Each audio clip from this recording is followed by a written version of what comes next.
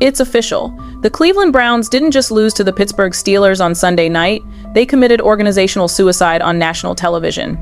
What we witnessed wasn't merely a football game gone wrong. This was a complete and utter demolition of everything Browns fans have suffered through for decades, crystallized into one catastrophic, career-ending performance that has sent shockwaves through the entire NFL landscape. The internet has become an absolute war zone. Reddit threads are multiplying exponentially, and Twitter has transformed into a digital graveyard where Dillon Gabriel's reputation is being buried alive in real time. This transcends typical quarterback struggles, people. We're talking about a systematic destruction of organizational credibility that's playing out for millions of viewers who are witnessing the most devastating collapse in recent Browns history. But here's the nuclear-level bombshell that nobody saw coming. This isn't just about one pathetic performance anymore. Sources close to the Browns organization are now confirming what insiders have been whispering for weeks. The locker room has completely turned against Gabriel. Teammates are openly campaigning for Shedeur Sanders to start immediately, and coaching staff members are privately admitting they made a catastrophic mistake. The fallout from Sunday's humiliation has reached unprecedented levels, with veteran players reportedly confronting Gabriel directly after the game, defensive stars furious that their championship-caliber efforts are being wasted, and front office executives questioning whether Kevin Stefanski has lost complete control of the situation. Multiple sources familiar with the team's inner workings confirm that this disaster has triggered emergency meetings, heated confrontations, and a complete organizational crisis that threatens to derail the entire season. What makes this situation absolutely earth-shattering is the credibility of the voices now speaking out. We're not talking about random Twitter trolls or disgruntled fans anymore. Former NFL quarterbacks, respected analysts, and even Browns legends are publicly destroying Gabriel's performance while demanding immediate change. Robert Griffin III didn't mince words on social media, calling the offensive display JV level and unacceptable. Colin Cowherd opened his show, declaring that Cleveland has a legitimate franchise quarterback sitting on the bench while coaching stubbornness destroys their season. Even Skip Bayless, rarely one to agree with mainstream opinion, nodded vigorously when discussing Shedeur Sanders' obvious superiority. These aren't hot takes from shock jocks. These are calculated assessments from people who understand professional football at the highest level, and they're all saying the same thing. Cleveland is committing organizational malpractice. The community response has been absolutely unprecedented in its unity and intensity. Browns fans, notorious for their loyalty through decades of disappointment, have reached their breaking point in spectacular fashion. Trending hashtags like #StartShedeur and #GabrielGottaGo have dominated social media for 3 straight days, with thousands of fans changing their profile pictures to Shedeur Sanders images and coordinating mass tweeting campaigns directed at the team's official accounts. Fan podcasts have dedicated emergency episodes to dissecting Gabriel's failures, while digital protests have organized thousands of supporters behind a single unified demand. If you're already hooked by this organizational insanity and want to see just how deep this rabbit hole goes, smash that hype button, because this story gets 10 times more explosive as we dive into the behind-the-scenes chaos that's tearing the Browns apart from the inside out. Let's rewind to the beginning of this catastrophic saga, because understanding how we reached this nuclear-level meltdown requires examining the decisions that led Cleveland down this devastating path. The Browns entered this season with legitimate championship aspirations, boasting one of the most talented rosters in the NFL from top to bottom. Their defense had evolved into an elite unit capable of shutting down any offense in the league. Their offensive line provided solid protection, and their skill position players possessed the talent to compete with anyone. The missing piece, the one element that could transform this talented roster into a legitimate Super Bowl contender, was competent quarterback play. Instead of addressing this critical need through free agency or aggressive trade negotiations, Cleveland's front office made a decision that's now haunting them daily. They handed the starting job to Dillon Gabriel, a third-round draft pick whose college success hadn't translated to professional readiness, while allowing Shedeur Sanders, a fifth-round selection with obvious superior arm talent and leadership qualities, to sit on the bench watching this organizational disaster unfold week after week. The character dynamics in this unfolding drama read like a Shakespearean tragedy, with each protagonist representing different aspects of organizational dysfunction. Dillon Gabriel, the struggling quarterback at the center of this storm, entered the NFL with modest expectations but found himself thrust into a starting role he clearly wasn't prepared to handle. His limitations have become glaringly obvious with each passing week. Processing speed that's inadequate for NFL defenses, arm strength that's marginal at best, pocket presence that's virtually non-existent, and decision-making that consistently favors safety over the aggressive plays necessary to win meaningful games. Meanwhile, Shedeur Sanders sits on the sideline like a caged lion, watching his opportunities slip away while demonstrating superior skills in practice that teammates witness daily. Sanders possesses the arm talent, confidence, and leadership presence that Gabriel lacks, yet organizational politics and coaching stubbornness keep him inactive while the season deteriorates rapidly. Kevin Stefanski, the head coach whose reputation hangs in the balance, has become the face of organizational inflexibility, publicly supporting Gabriel, despite mounting evidence that suggests he's making a catastrophic mistake that could cost him his job and destroy his credibility league-wide. The timeline of events leading to Sunday's crisis has been building for months, with warning signs that anyone paying attention could have predicted. Gabriel's struggles began in training camp, where veteran players privately expressed concerns about his ability to handle NFL-level pressure and complexity. Preseason performances showed flashes of competence, mixed with troubling inconsistencies, but the coaching staff remained committed to their plan despite growing evidence that Sanders might be the better option. As the regular season progressed, Gabriel's limitations became increasingly apparent to opposing defenses, who began exploiting his weaknesses with simple coverage schemes that dared him to make throws beyond his comfort zone.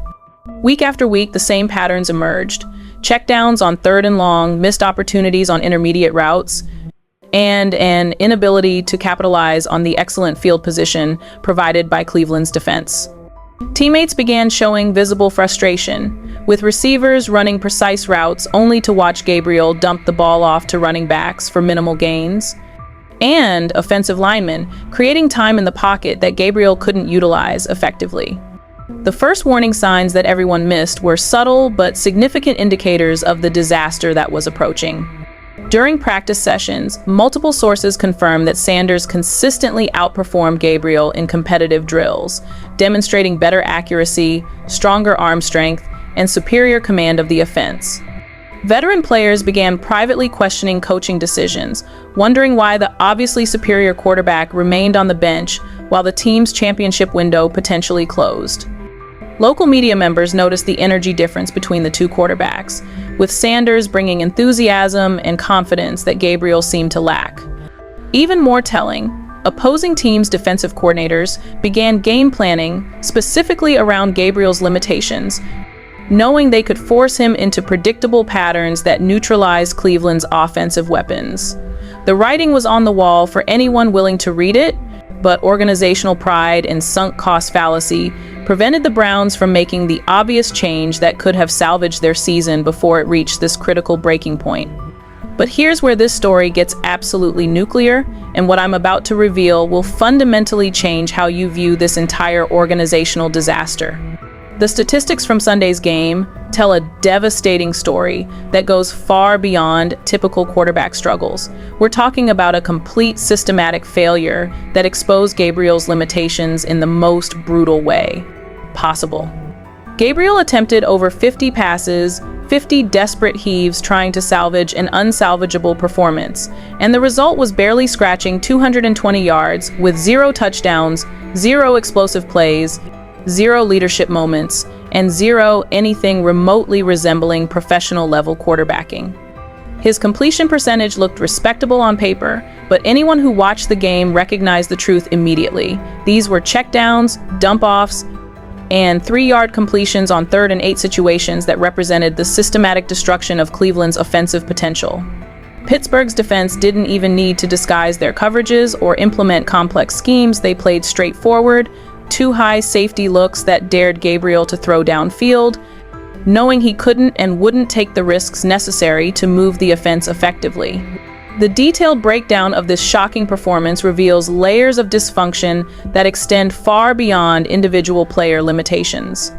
Intermediate routes sat wide open repeatedly throughout the game, with receivers creating separation that Gabriel either didn't see or didn't trust himself to exploit. By the fourth quarter, Pittsburgh's defenders were literally laughing between plays, pointing at Cleveland's offense and mocking their predictable patterns in full view of television cameras.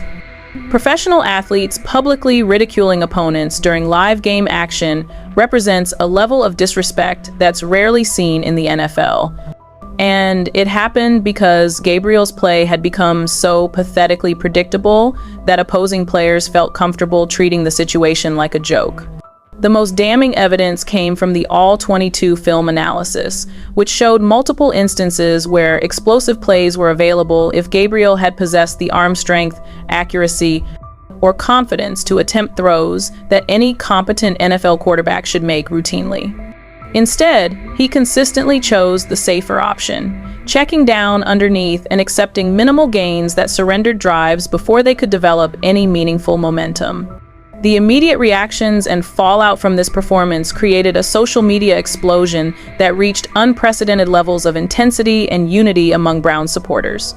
Within hours of the final whistle, Twitter became ground zero for organizational criticism that transcended typical fan frustration and evolved into a coordinated movement demanding immediate change. The memes arrived instantly and spread like wildfire. One viral post showed Gabriel photoshopped onto a practice squad roster with the caption, "Finally found his appropriate level," while another compared his statistical output to retired quarterbacks, demonstrating that Brandon Weeden's Cleveland performances were somehow superior to what fans had just witnessed. Thousands upon thousands of likes and retweets multiplied exponentially as the discourse turned absolutely savage, with one particularly brutal tweet gaining 47,000 likes overnight. "We traded Joe Flacco for this disaster. Start Shedeur Sanders immediately before this season becomes completely unsalvageable."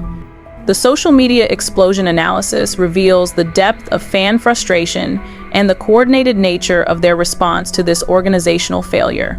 This wasn't typical post-game disappointment or knee-jerk reactions from emotional supporters.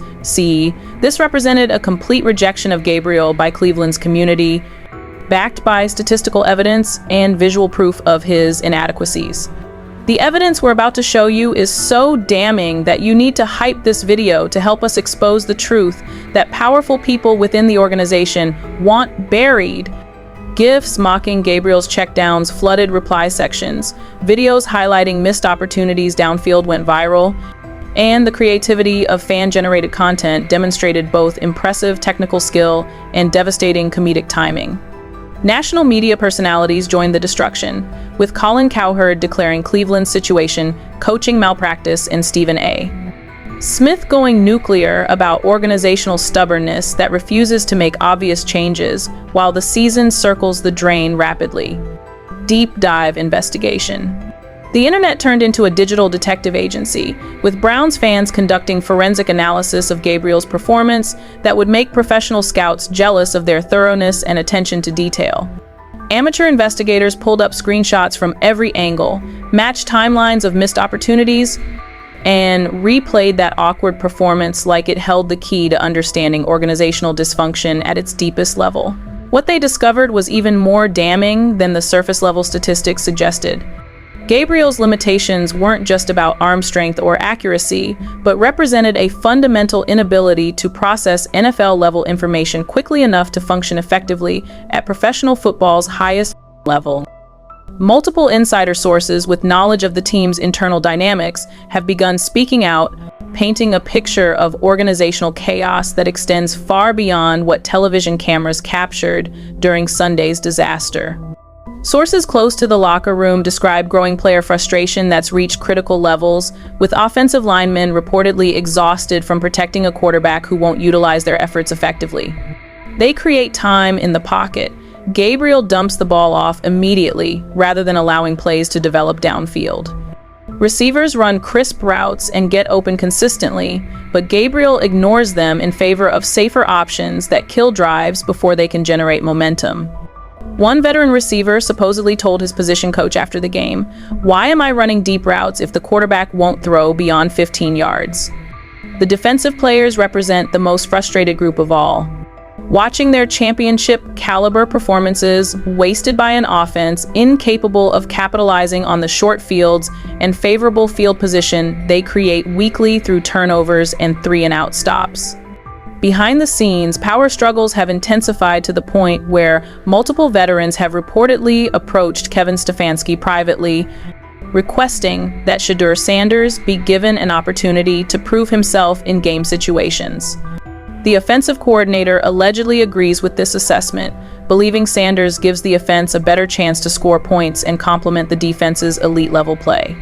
Even position coaches have privately acknowledged Gabriel's limitations, recognizing that his ceiling isn't high enough to maximize the talent surrounding him on Cleveland's roster. Yet Stefanski remains unmoved by this internal pressure, publicly supporting Gabriel despite mounting evidence from his own coaching staff that suggests they're making a catastrophic mistake that could waste an entire season of championship-level potential. The financial and legal implications of this situation extend beyond simple wins and losses, touching on contract negotiations, draft capital allocation, and long-term organizational planning that affects Cleveland's competitive window for years to come. Gabriel represents a sunk cost fallacy in human form. The organization invested draft capital, handed him a starting job, and publicly committed to his development, making it psychologically difficult to admit their mistake, even as evidence mounts that continuing down this path wastes valuable resources and time. Meanwhile, Sanders represents potential that's being squandered daily, with his rookie contract providing cost-controlled quarterback play that could allow Cleveland to invest in other areas while competing for championships during his development years. But that's not even the most shocking part of this unfolding organizational disaster, because what we've discovered through our investigation reveals layers of dysfunction that make Sunday's performance look like a symptom rather than the disease itself. New evidence has emerged from sources within the Browns facility that paints a picture of internal conflict that's been brewing for weeks, with teammates actively campaigning for a quarterback change while coaching staff remains stubbornly committed to a failing plan that's destroying their competitive season unnecessarily. The new evidence that's come to light includes reports of a heated confrontation between Gabriel and a defensive captain immediately following Sunday's loss, with words exchanged that required teammates to intervene before the situation escalated further. Stefanski downplayed the incident publicly, but multiple sources confirmed that tension in the locker room has reached critical levels that threaten team chemistry and organizational unity. More damaging still are reports that several offensive players have privately expressed their belief that Sanders should be starting, with one veteran allegedly telling reporters off the record, "Everyone in that building knows Shedeur should be playing. The coach is scared of admitting his mistake while our season slips away." Key players' desperate responses to this crisis have revealed the depth of frustration within Cleveland's organization, with some veterans reportedly considering requesting trades if changes aren't made soon.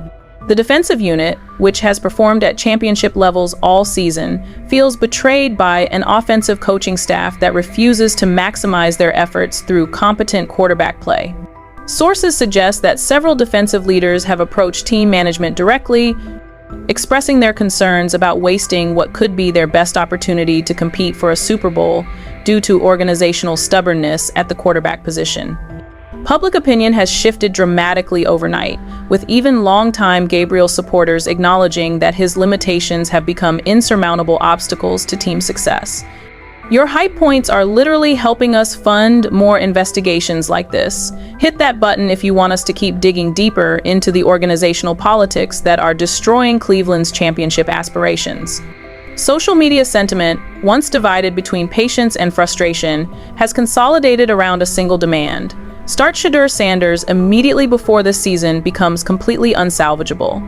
The unity of this response represents something unprecedented in Browns history, with fans who have endured decades of disappointment finally reaching their breaking point and demanding accountability from an organization that continues making obvious mistakes. This isn't just about Cleveland Browns' dysfunction anymore. The ripple effects from Sunday's disaster and the subsequent fan revolt have sent shockwaves throughout the NFL that are forcing other organizations to examine their own quarterback situations and decision-making processes. League executives are privately discussing the Browns' situation as a cautionary tale about organizational pride overriding obvious solutions, while coaching colleagues are questioning Stefanski's judgment and wondering whether he's lost his locker room completely through stubborn loyalty to a clearly struggling player. Industry-wide panic has set in among teams with similar quarterback controversies, as front offices recognize that fan patience has limits and social media can amplify organizational criticism to levels that threaten job security and long-term stability. The Browns situation has become a case study in how not to handle quarterback development, with other teams using Cleveland's mistakes as examples of what happens when coaching staff refuses to adapt to changing circumstances. NFL Network analysts have begun discussing the situation as a potential turning point in how organizations approach quarterback competitions, suggesting that performance should always trump draft position or organizational investment when determining starting lineups. Other celebrities and figures within the football world have weighed in on Cleveland's situation, with former players and respected analysts unanimously supporting the call for Sanders to start immediately. The consensus among football experts is so overwhelming that it's become embarrassing for Stefanski and the Browns coaching staff, who find themselves defending a position that virtually no objective observer believes is correct.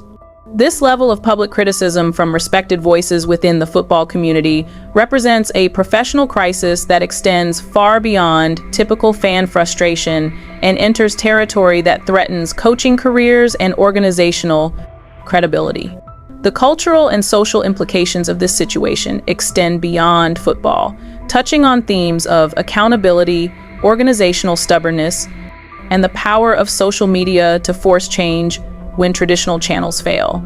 Browns fans have demonstrated that coordinated digital activism can create pressure that organizations cannot ignore, potentially changing how teams interact with their fan bases and respond to criticism.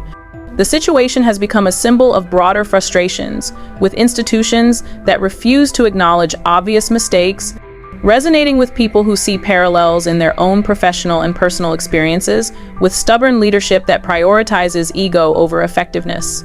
Where everyone stands now in this unfolding organizational crisis reveals a franchise at a crossroads, with multiple stakeholders pulling in different directions, while the season continues deteriorating with each passing week. Gabriel remains the starting quarterback, despite overwhelming evidence that he's not capable of leading Cleveland to meaningful success, while Sanders continues preparing on the sideline, knowing that his opportunity may come too late to salvage what should have been a competitive season. Stefanski maintains his public support for Gabriel while privately dealing with increasing pressure from players, fans, and potentially front office executives who recognize that changes need to be made soon. The latest developments and updates in this situation include reports that Browns ownership has begun asking pointed questions about the team's offensive struggles and quarterback play, suggesting that pressure is building from the highest levels of the organization. Season ticket holders have reportedly expressed their frustrations directly to team management, while corporate sponsors are beginning to question their investments in a team that appears to be wasting championship-level talent through poor decision-making. Local media coverage has shifted from supportive to critical, with beat reporters asking increasingly difficult questions about coaching decisions and organizational direction. The ongoing legal and professional consequences of this situation could extend far beyond the current season, potentially affecting contract negotiations, coaching job security, and the franchise's ability to attract quality free agents in the future. This is the kind of content that changes industries. Show your support by hyping this video so more people see what's really happening behind the scenes in Cleveland. Players around the league are watching how the Browns handle this situation, and the organization's response will influence their perception of Cleveland as a destination for competitive players who want to win championships. If the Browns continue making obvious mistakes while wasting elite defensive talent, it could take years to rebuild their reputation as a competent organization that makes smart decisions in critical moments. What's coming next in this organizational disaster could determine not just the remainder of this season, but the long-term trajectory of the Cleveland Browns franchise for years to come. Multiple scenarios are possible, each with dramatically different implications for everyone involved in this unfolding drama. The most likely outcome involves Stefanski eventually being forced to start Sanders, either due to continued poor performance from Gabriel or mounting pressure from ownership, players, and fans that becomes impossible to ignore. However, the timing of this change could determine whether Cleveland can salvage their playoff hopes or whether this season becomes another wasted opportunity in a franchise history filled with missed chances and poor decisions. Alternative scenarios include the possibility that Gabriel's performance improves dramatically, though statistical analysis and film study suggest this outcome is highly unlikely given his fundamental limitations and the increasing complexity of defensive schemes designed to exploit his weaknesses. More concerning is the possibility that organizational stubbornness continues throughout the season, potentially costing Stefanski his job and setting the franchise back years in their development timeline. The nuclear option involves a complete organizational overhaul, with ownership deciding that systematic changes are necessary to prevent future disasters of this magnitude from occurring again. The unresolved mysteries and questions surrounding this situation include the extent of internal pressure on coaching staff, the timeline for potential changes, and whether Sanders will receive a legitimate opportunity to prove himself before it's too late to impact this season meaningfully. Sources suggest that behind-the-scenes negotiations are ongoing, with various stakeholders attempting to find solutions that allow everyone to save face while making necessary changes to improve team performance. The most intriguing question involves whether Gabriel's supporters within the organization will eventually acknowledge their mistake or continue defending a position that becomes more indefensible with each passing week. Potential future revelations could include leaked information about internal team meetings, player-only discussions about the quarterback situation, or front office communications that reveal the true extent of organizational dysfunction. We're about to reveal the most shocking part, but first, if this expose has blown your mind, give it the hype it deserves. The situation remains fluid, with new developments possible at any moment that could dramatically alter the trajectory of this story. What's certain is that Cleveland Browns fans will continue monitoring every development closely, ready to mobilize their digital activism if organizational changes don't occur soon. The precedent they've set through coordinated social media campaigns could influence how other fan bases respond to similar situations, potentially changing the relationship between professional sports organizations and their supporters permanently. This story represents more than football. It's about accountability, organizational competence, and the power of unified voices demanding change when leadership fails to make obvious decisions that serve everyone's best interests.